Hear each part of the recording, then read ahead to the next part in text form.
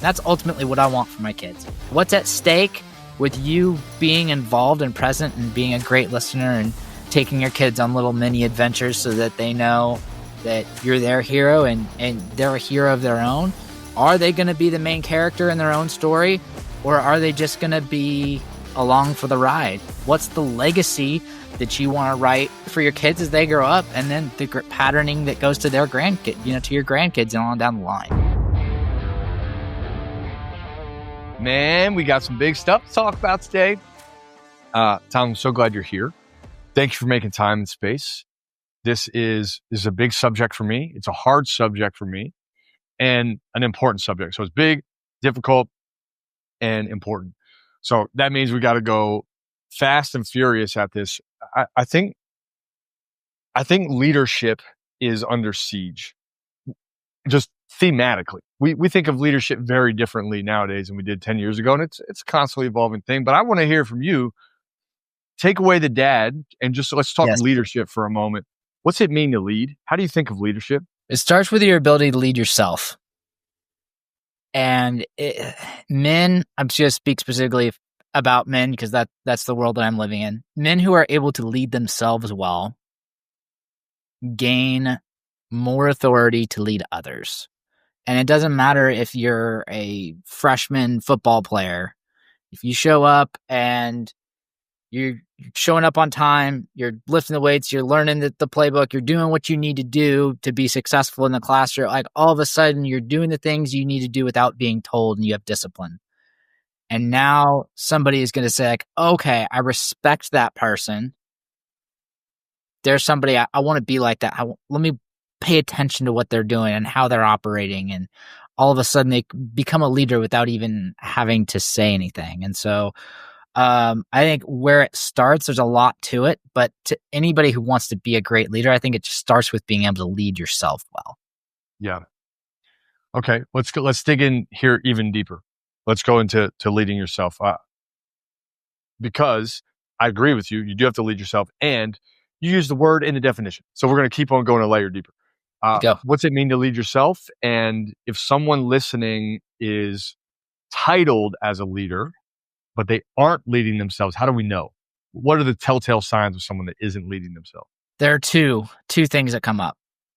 First is faith. And for me, follower of Jesus, faith that God has put me in this world and in this position on purpose. He's put me as the parent of my kids and the leader of my wife on purpose. I have to have faith in him, I have to have faith in myself, and I have to have faith in my team. So one is faith. Two is ownership. Ownership is when things don't go well, are you willing to look at the results and say, what can I do differently? How can I improve? What is it that adjustments that I can make based on what I can control, focusing on what I can control? How can I use that to my advantage and keep my focus there and not on the things I'm not able to control? And so when we look at leaders that probably, if you're listening to this podcast, like, man, I've had some leaders that have been bad. Likely they focus on things that they're not able to control. And that is very often a deterrent from, especially if you're a driven person, to see somebody who's complaining or just trying to change things that are not within their domain. It can be a turn off really quickly. Yeah, I love those two, man. Faith and ownership. And what I hear in my world with high net worth clients, they're crushing it on paper. Everything's going well, right? Nobody calls when everything's going great. People call me when things are not going great, but they look great, right? And the pattern is often that something I own isn't going well, right? Maybe my health, maybe my relationships, right? And I use the word own specifically there because I think when I hear ownership, anything that has the word ship in it, I think requires a movement, right? A relationship, ownership, there's some kind of mobility that's needed there. And there's a challenge that I see in our culture here in the States where we want things to be static so they become binary, either have it or I don't. And if I either own something or I don't, rather than, hey, I'm working on owning more or I'm working towards something. And especially with young adults, if we're going to empower them and empower them, there has to be this progressive process of getting better at owning something. I'm going to own my decisions. I'm going to own where I'm going. I'm going to own my mistakes. I'm going to own my opportunities. And I feel like the motion part is hard, right? Because we're usually at a place we don't like, a shitty place usually, and we want Yes. to get to a better place. But the messy middle is where the magic is. What do you think about that? Yeah, it's a great question of just looking at growth. We were just talking with my son before he jumped on. He just turned 18, and as he turned 18, he was like, "Oh, it's awesome. I'm going to be 18. All my problems are going to be solved. I'm going to be able to do what I want. I'm going to make my own decisions." And then, a few weeks in, he's like, all right, well, maybe not everything's the way that it seems. And I still do need some support. And so then he goes back. Okay, what is it that I need to learn? How is it that I need to grow? And now from that space, he's able to make steps forward. But yeah, when you're like, specifically, my story is my son, when he was in 8th grade, he was living with me and my wife full time. Much of his earlier time in his like middle and high school, or middle and grade school, he was split between his birth mom and me 50-50. But for 9 months, he was living with me and my wife full time. And there was a January night, couldn't get a hold of him. If you ever haven't been able to get a hold of your child, 5 minutes feels like 5 hours. Finally, get a hold of him. He says, "Dad, I'm done with you. I'm tired of being controlled. I'm moving in with mom across the state." And it was like 14 years of my life was just being pulled out from under me. I thought about like all of the teams that I had coached, football teams and scout events and meetings with teachers and everything to put him in a position to be successful. And it was just felt like everything was getting wiped away. And I was involved. I was there. So you talk about the messy middle. That's exactly where I was. And when he left, there's a lot of terrible things about it, but one of the beautiful things is there was no one left to change, to influence, but me, my leadership, my guidance, and I had to figure out, what was I doing as a leader that was causing him a reaction that he needed to pull away. And that was really the impetus of Dads Who Lead, and the work that, God guided me through, and I had some great coaches, including yourself, that helped me through the project.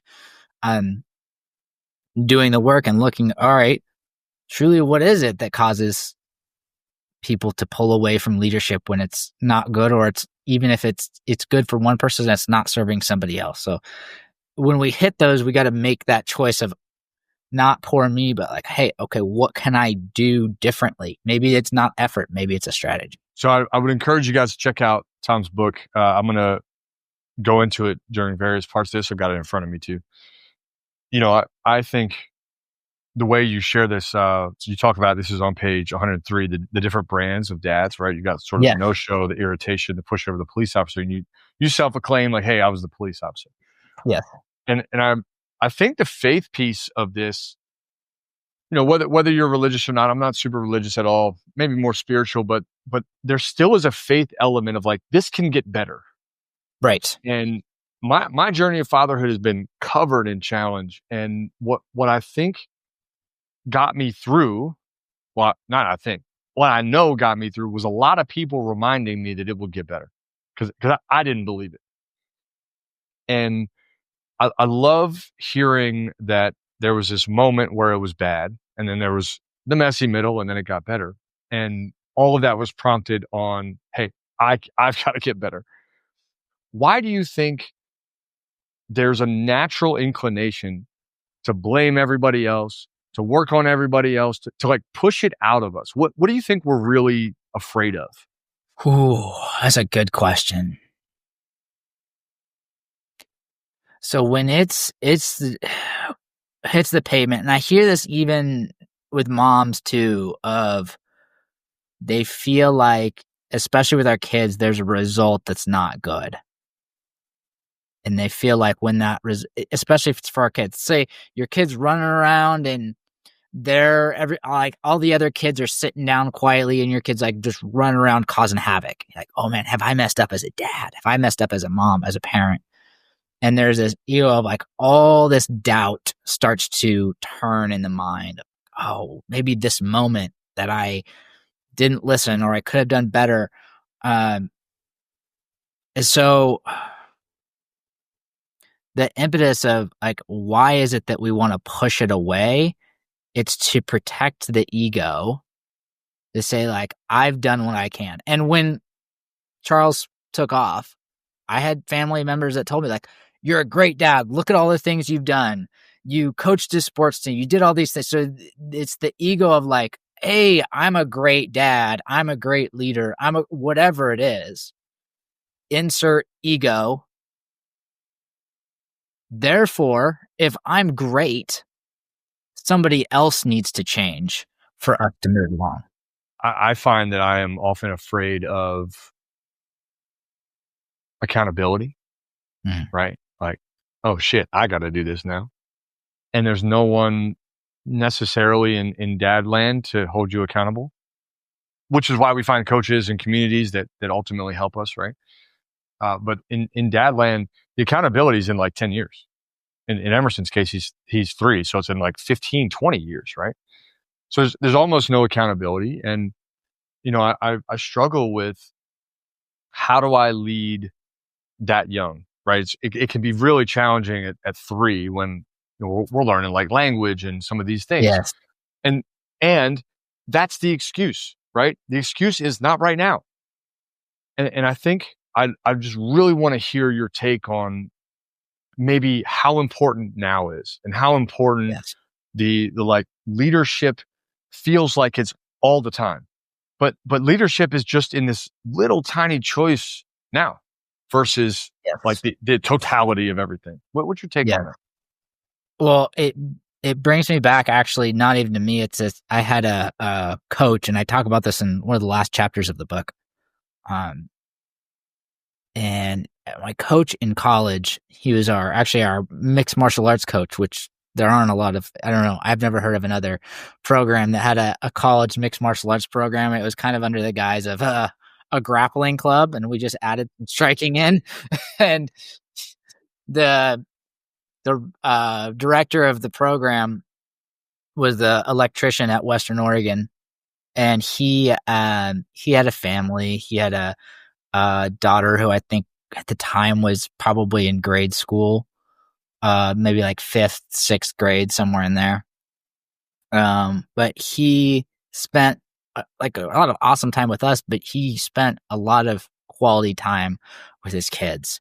And the reason that I bring this up is when when his kids, I think McKenna was about 18. This was in 2020. He was in a really bad car accident.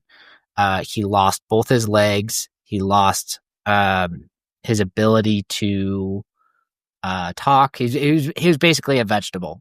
I think he could laugh. Like there were a few things where you could kind of see that he was still there, but he was very debilitated. So at this time,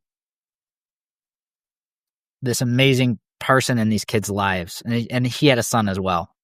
But in the book, I talk about McKenna's testimony or eulogy. So we always hear about in these activities, right? And like the 7 habits of highly effective people, write your eulogy, start with the end in mind. Well, in McKenna's testimony, and I can send you a link to it if you want, if the listener wants to listen to it, it's on YouTube. She talks about how present her dad was with her. And he didn't know, like, that imprinting happened from 0 to 18. There was no later after that. It ended. She had a time to kind of grieve.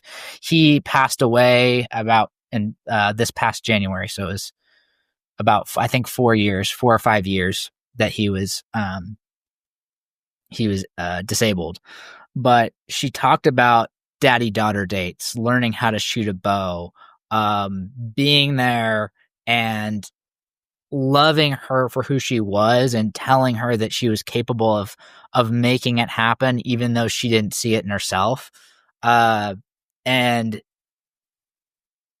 laughing at jokes and TVs or Facebook ads that were dumb, like these things, these moments that didn't seem like, it wasn't a big vacation. It wasn't anything that was extravagant. It was just the presence to be there and be there for her in the way that she needed. And she also talked in there about having a line like she'd say, "Hey, Dad made me laugh even when things weren't going well, and like I didn't agree with the punishment or the consequence or the boundary that he was setting up. I knew that it was coming from a space of love." And so hearing that was just, it emphasized for me how important being present with our kids are, and whatever moment you're in, you're writing that pattern. I mean, Coach Aaron talks a lot about programming and patterns and what's our norm. And if our norm is being with our kids and listening and allowing ourselves to feel with our heart what they're experiencing, it can create and we become a great listener. There aren't a lot of great listeners in the world, right? And so it's something I talk about in the book, is if you can become a great listener for your kids, you'll always have a spot in their roster, because there just aren't a lot of and that's how we can compete with Facebook and Instagram and all the other noise. Is like, they're not going to be able to listen back. And if they do, it's going to be a comment. It's not going to be like a conversation. Dude, I love that nugget of wisdom. There are not a lot of listeners for sure in a world that is dictated online. I was thinking about this as I was prepping. I think my journey of fatherhood has particularly called out this need for like absolute humility. So this string here, this series of questions is really driven towards like the ambitious entrepreneurs who are also dads. Yes. When I think of doing something, I'm like, I want it level 4,000. It's probably going to cost me an arm and a leg, but I want it level 4,000. I want it now. I want it epic. And this little man is definitely going to remember it. I'll never forget, we were planning this like dad son day out. And the whole goal was to like get to the park, set up a picnic. I brought his little like tricycle thing. He's little, right? He's like 2.5. And I got all this stuff and some new toys or something in a backpack. I'm like, all right, I'm going to surprise him with all this stuff. We get there and absolutely 0% of what I had planned happened. Like, he just went up and down the slide like 37 times. That was it. And I came home and I was like, oh, man, what a waste. And that was the wrong narrative, but it hit me hard enough to remind me that none of the things that I prioritize really mattered. That I was misplacing my wants. I was kind of projecting what I wanted out of the day versus paying attention to what he needed and what he wanted. And I think it's kind of easy to get wrapped up in that when you're on the go, go, go, go ambitious train. But it goes back to this now piece of like fatherhood, dads who lead. It's all now. What do you say to the guy that is running real hard and he says, I'm doing this for my son, I'm doing this for my daughter, for my family, I'm doing it for them, but is missing the moments at home or not able to be present? What do you think is happening, and how do we help them get a bit more direct with their leadership? Well, first off, it has nothing to do with time. So you can be really present with somebody for 10 minutes or 60 minutes.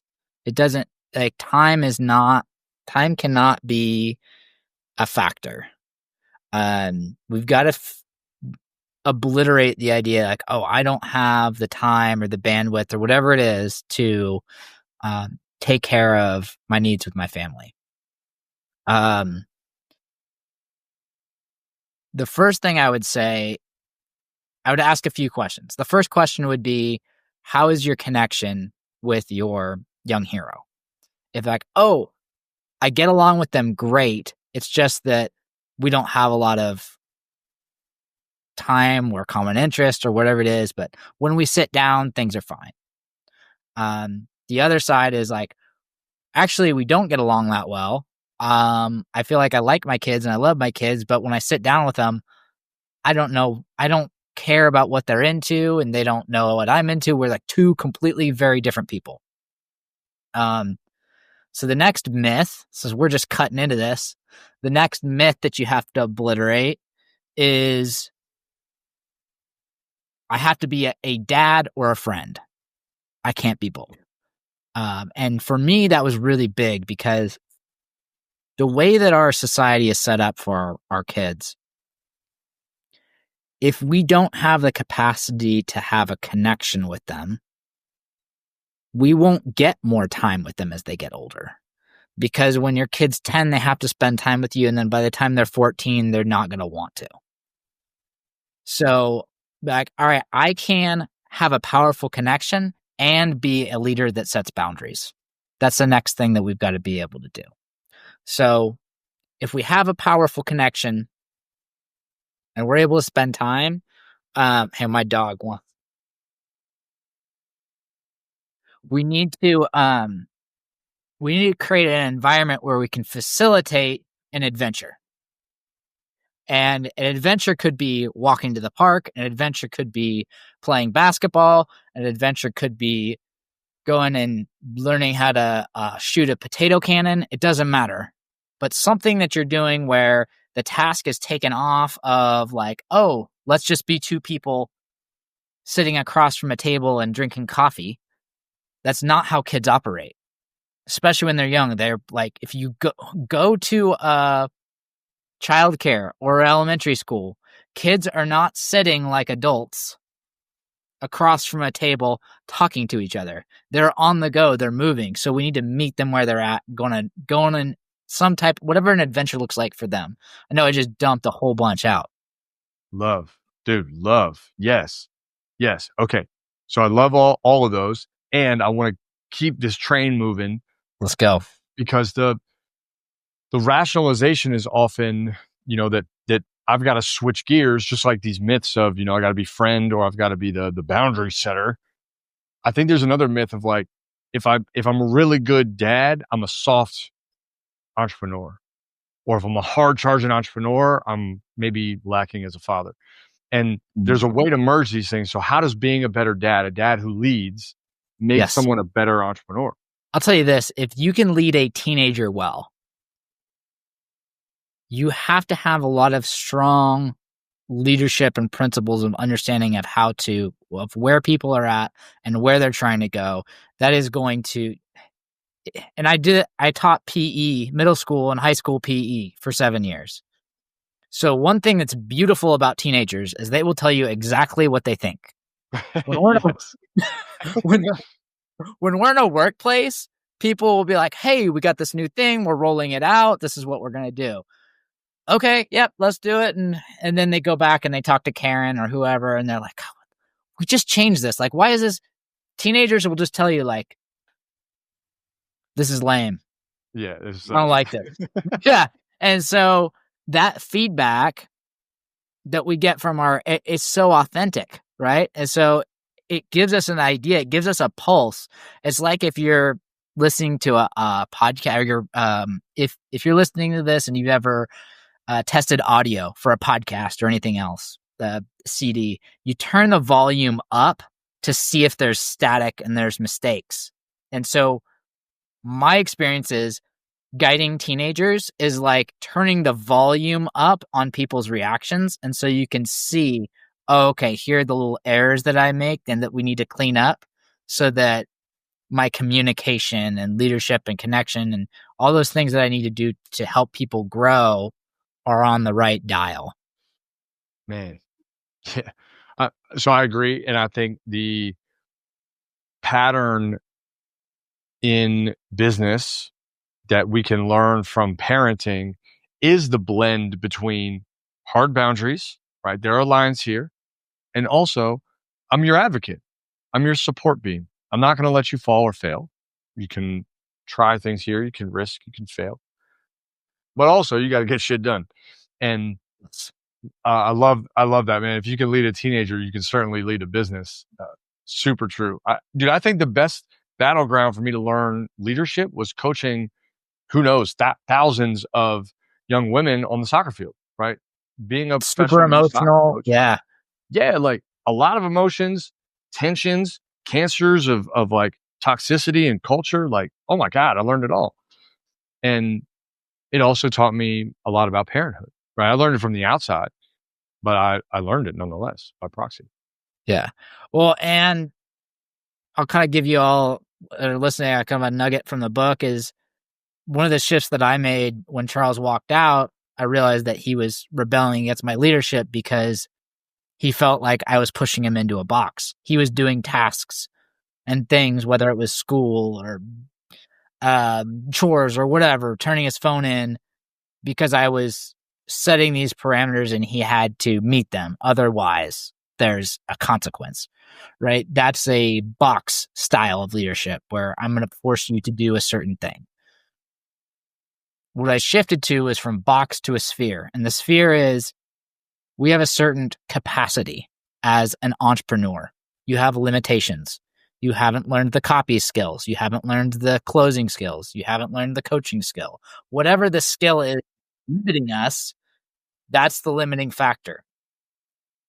Something like Aaron's ahead of where I am because he's developed skills in his coaching and his marketing.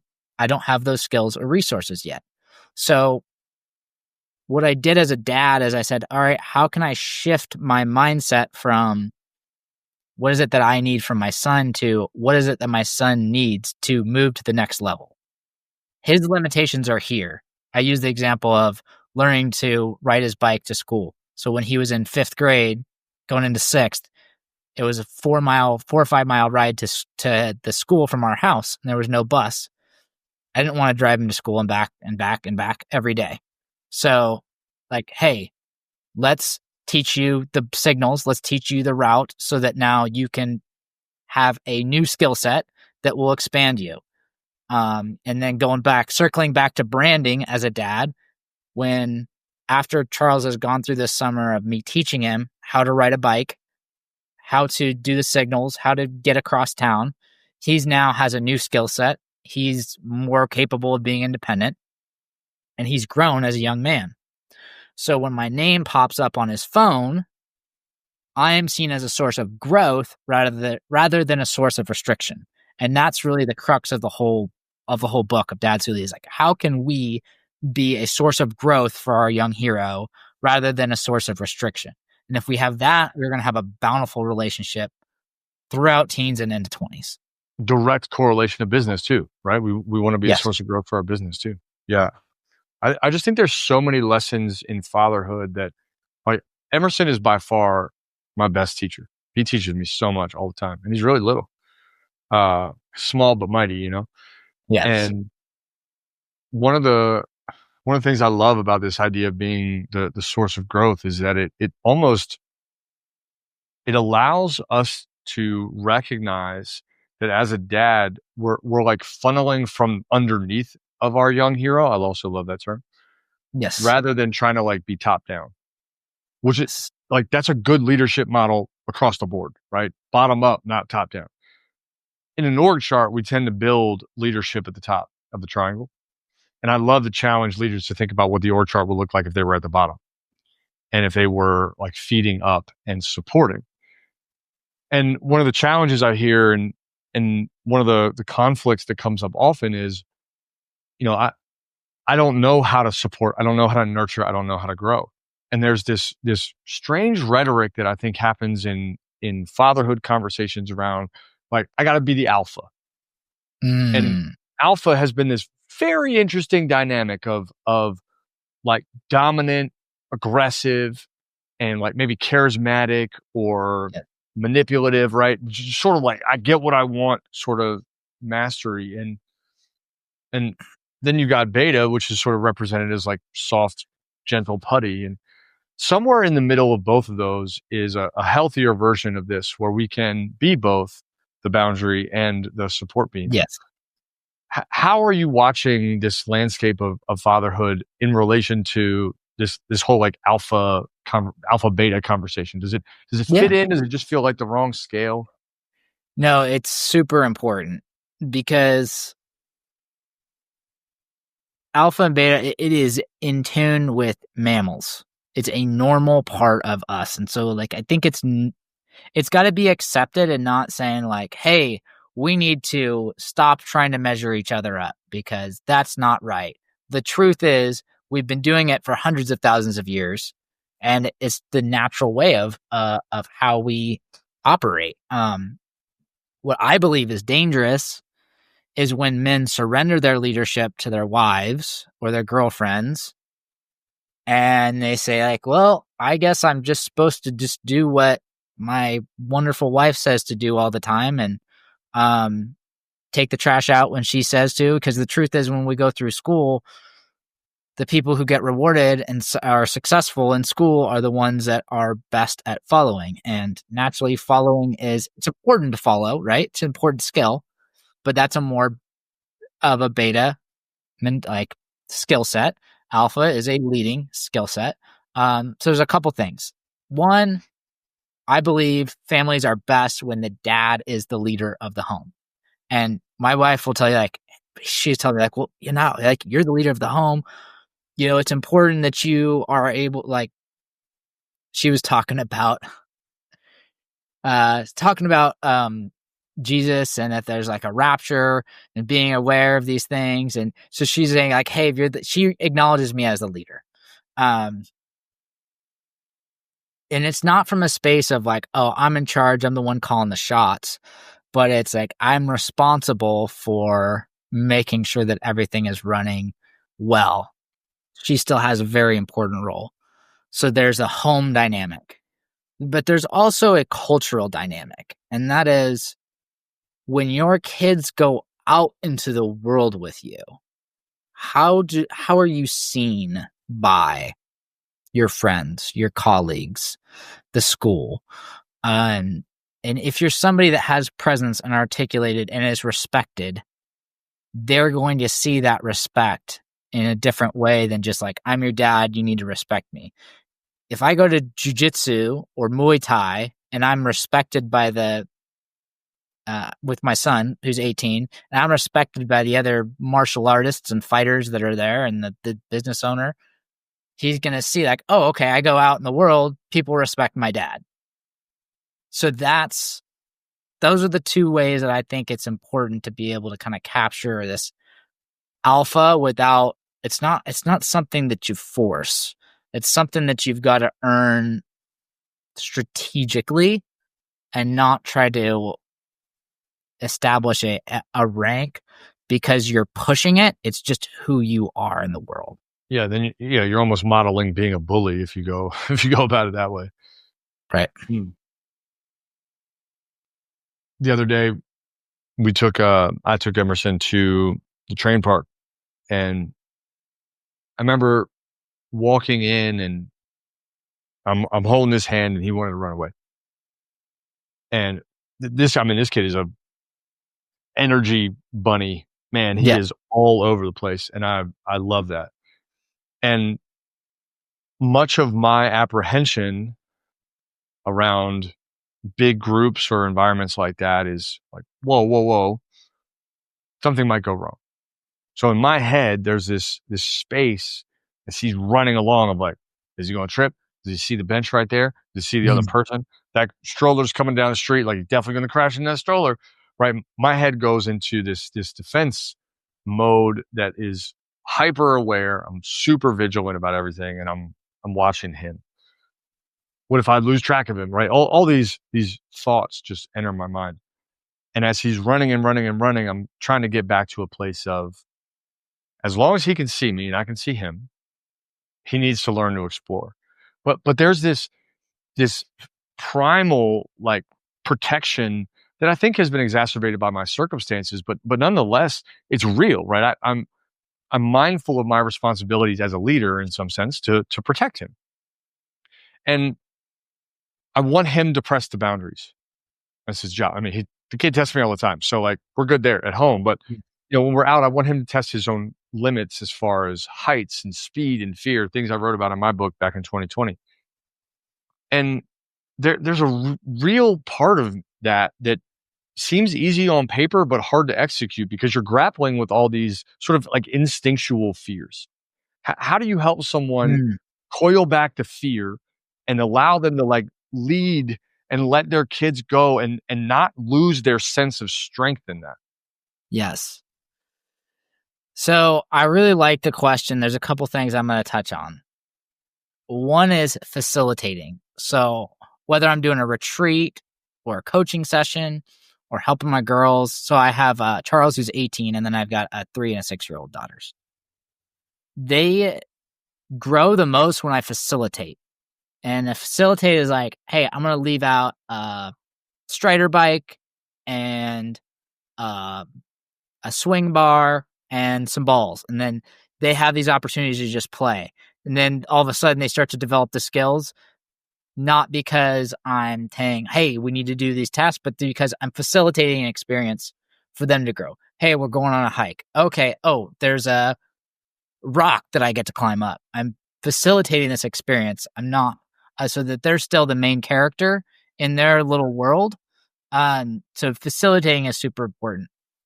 The other piece, as a dad, especially in the book, I have a chapter called Mothers Care, Fathers Prepare. There's protection and there's preparation. And as dads, there are times we've got to shut down protection to allow for preparation. So for us to get better, actually, Aaron, I got to share this story. This is unbelievable. I was sitting today because my daughter doesn't have school because there's conferences. And we're watching her 3-year-old sister do her gymnastics. And we're talking, and she's like, Dad, I'm bored. I was like, yeah, we got your sister's thing going on right now. She's like, yeah, I want to go up and I want to get to the next level of gymnastics from where I am right now. Like, I want to get better. I'm like, oh, yeah, keep working hard and you'll get better. And she says, yeah, Dad, I can't get better watching Leela do gymnastics. I'm not going to get better sitting here. I said, you're right. You want to do some push-ups together? And so it's just like, it inspired me because she's like, she sees like, I'm not going to get better just sitting here. I'm like, whoa, mic drop from my 6-year-old while we're sitting there watching, right? And it just inspired me. Yeah. But like to put our kids in spaces where like, all right, this is a safe space for them to get prepared. And when I say prepare, it's like, you're going to learn to rock climb. And I love rock climbing as an example. We do it on some of our events that we put on because everybody, when they get about 4 feet off the ground, they experience what? Fear, panic. Fear. There's fear. I'm off the ground. This isn't normal. It's outside my comfort zone. My hands start to get sweating. And then all of a sudden, you're having a conversation like, oh, I was scared on the rock wall. Great. Let's talk about how you responded to that. And now it's not about fear in some, talking to a girl or doing homework. It's just like, yeah, it's how we deal with fear. We deal with it the same way across the board. So putting a kid like, hey, here's a position. You're scared. Can you make one more move? Can you be afraid and decide to make one extra move? That's going to help you stretch. So finding that space where we can prepare our young heroes and let go of some of the protection, because ultimately, if we just protect all the way along until they turn 18, they're not going to be prepared because they've been protected so much as a young adult that they are not ready for the world. And we've got 52% of adults 18 to 29 still living at home with their parents because I think it's more about the mindset and the drive to take the action than their ability not to take the action. They're the obstacles that they're facing. As I hear you share and I kind of process the through line, I feel like the word, if I had to define lead in one word, it'd be choose. Mm, And it's interesting to use that word just as a guy that makes a lot of choices and how tiring it is to make choices.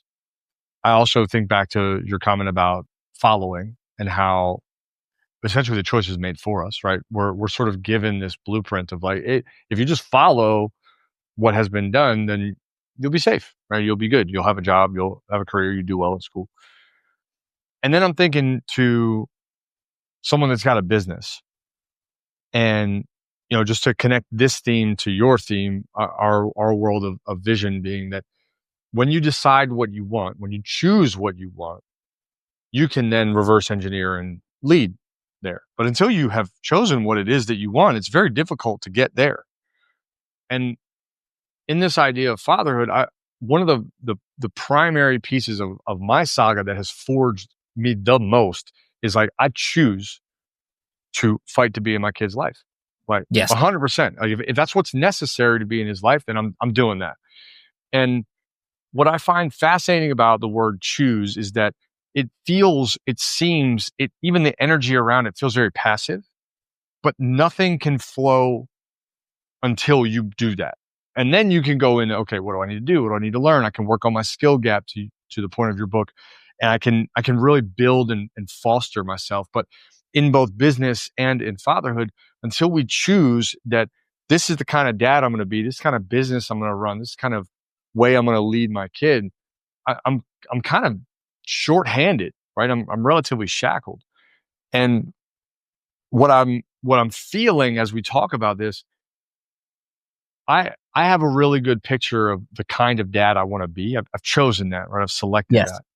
And it, it is wildly inconvenient most times to be that dad. Like it is not, it's not a walk in the park. Like there are a lot of times where it would be way more convenient to do anything but that thing that I chose. And I think that's true in business too, right? Wildly inconvenient to be an entrepreneur. We work all the flipping time. But I think I want to send a reminder through you to anyone listening about that, because there's this paper version of like, this is the dad I choose to be. I want to be a great dad and I want to be present at events and I want to do that. But there's this whole underbelly of like, this shit's hard. Like there's resources and energy and time and things you got to say no to make this happen. Can you share maybe your perspective on all this? Yeah. So specifically, you're saying like the time commitment, the energy commitment, the choice commitments to be there, be involved, be present, be like one of the, I know when they used to have like T-Mobile, like your Fab Five, top five friend, Yeah. be one of those top five influences in your kid's life. Yeah. Yeah. Like the Yeah. cost of it. Yeah. Well, you know what is a better question that I think about? What's the cost of not doing it? Mm. Let's go. Let's go there. Let's do it. So, like, if I think about when I made the choice to leave a teaching job, which was safe, secure, we had a low mortgage, like everything was like pretty copacetic where I was at. Um, if I didn't, Charles was getting into weed. He was not attending school, and my concern was he was going to be a high school dropout and a drug addict by the time we get to Christmas. Right? And so we know what an impact through research, specifically if your dad watching this or listening to it. We know that the connection with the dad is connected with the self-esteem and that ability to like, I'm not too sure. Am I going to take the action? And so I want you to think about this because you've got like the EQ of your listeners is pretty high. In the emotional space, when we feel safe, we're going to take risks. When dad's involved, we're going to take risks. We're going to be willing to stretch. When we don't feel safe, we're going to stay in our box. And so that is a safety blanket, both physically and emotionally, when you get involved at a higher level. So it's not just about, hey, let's let's go out and learn to rock climb. It's through that time that you spend, you create this emotional security that if she talks to that boy, or if your son talks to a girl and it doesn't go well, they still are grounded in a really healthy, positive leadership within the family frame.